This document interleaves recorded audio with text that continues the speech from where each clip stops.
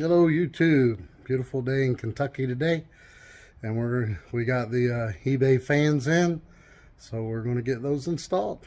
I watched some videos online of them comparing these fans to the higher dollar ones and making sure the CFM is correct, and they actually blew a little more CFM than what they was rated at, so I think we'll be pretty good.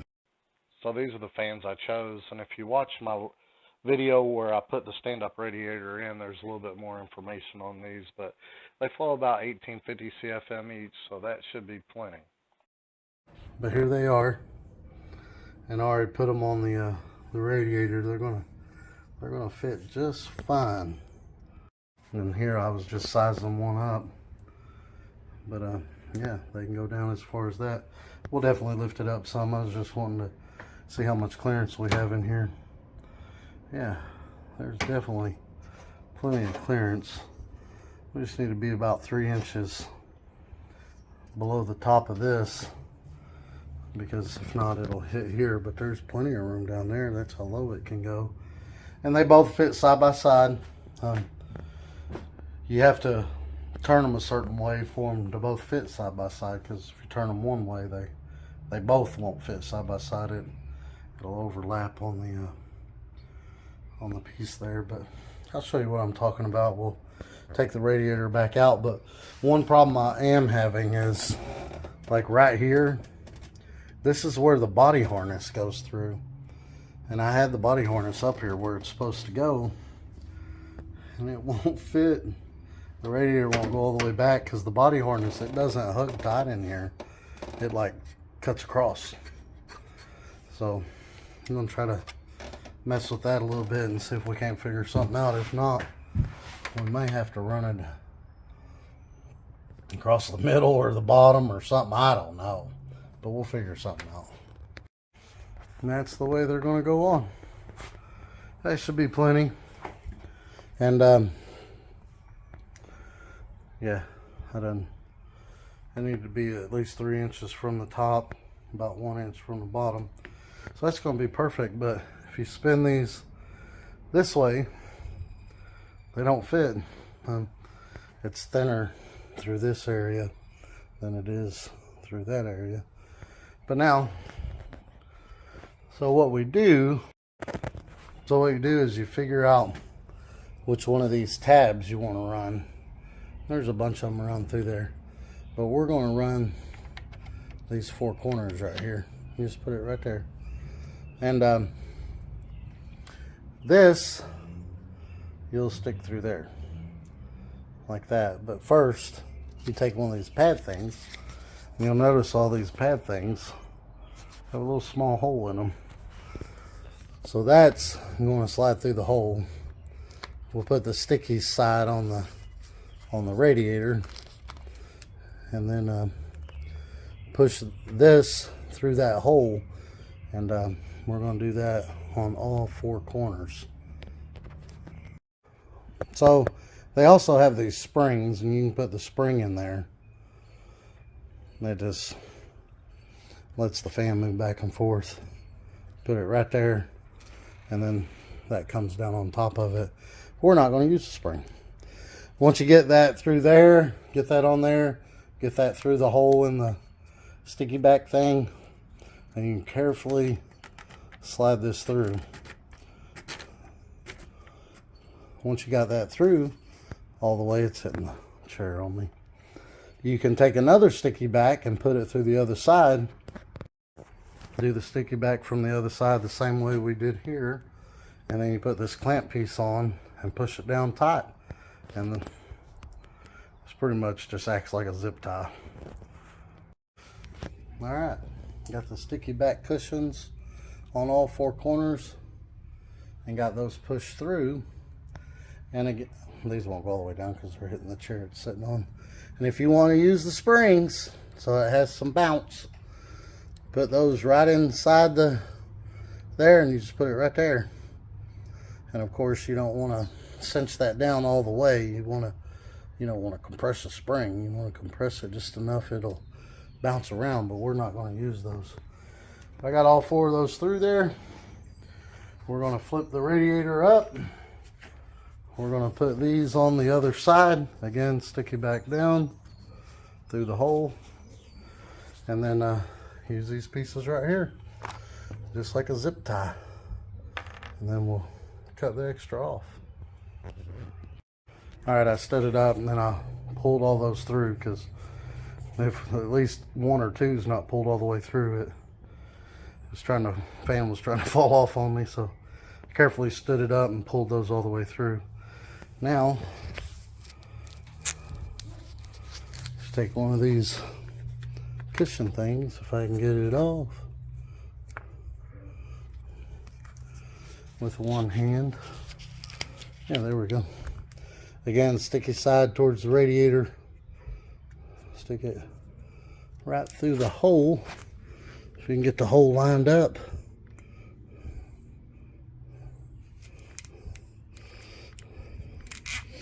Right here and turn. Slide that sticky back all the way down. And this side goes, these dotted sides down. This side will go up. There. You might have to hold the wire as you push that down, more than likely. Yeah, but I'm gonna hold this wire and slide that down. All right, I held onto this wire. I slid that all the way down. Now that's nice and tight. I pulled on this and pushed on that. Now, we just gotta do the rest of them. That's pretty much it. So as I was pushing these on, they're kind of tight. I felt some of the clamps come off the fan. So before we cut any of that stuff off, we're gonna double check and make sure all that's seated. So just making sure all those are seated still. Now all of them look seated. And again, you can put these here, here, here. There's 3, 6, 7, there's 10 spots. 1, 2, 3, 4, 5, 6, 7, 8, 9, 10 different spots you can do this at. So plenty of area to, get them on there. But I think that's going to work perfect, man. Honestly do. And this is what the other side looks like.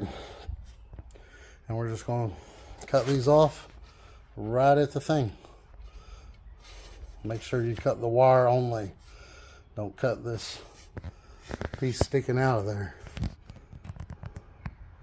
Don't cut into that. Cut right at the end of it. Right there.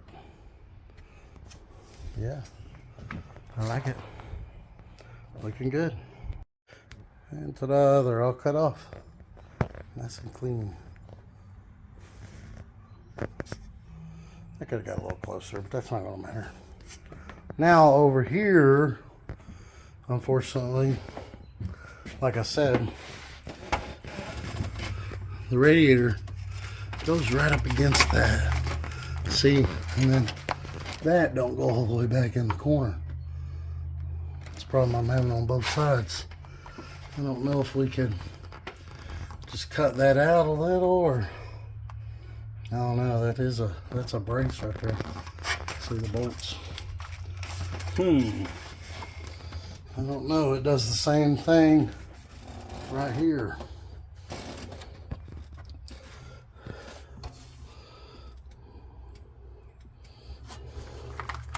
Not sure what to do there, guys.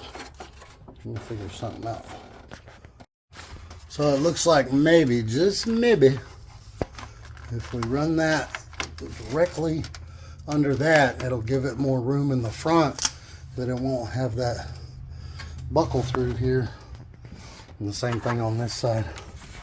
If we run it just enough. See, when it's up here, it wants to come across there. It's just not long enough to come up and across like that. And it going straight across like that. And these are the this is for the overflow, or the windshield wiper fluid is what that stuff's for. And I just zipped it back to the harness, but it won't hurt that harness at all. just to be back here hanging out. So we're going to try to put it in and put those right up under those tabs right there and see if it'll go in that way. So that body harness wire, it's not going to fit through there. So I'm just going to zip tie that to the very bottom and just run it across the front of the bottom of the radiator there the best we can. And then the fan wires though, they fit through there.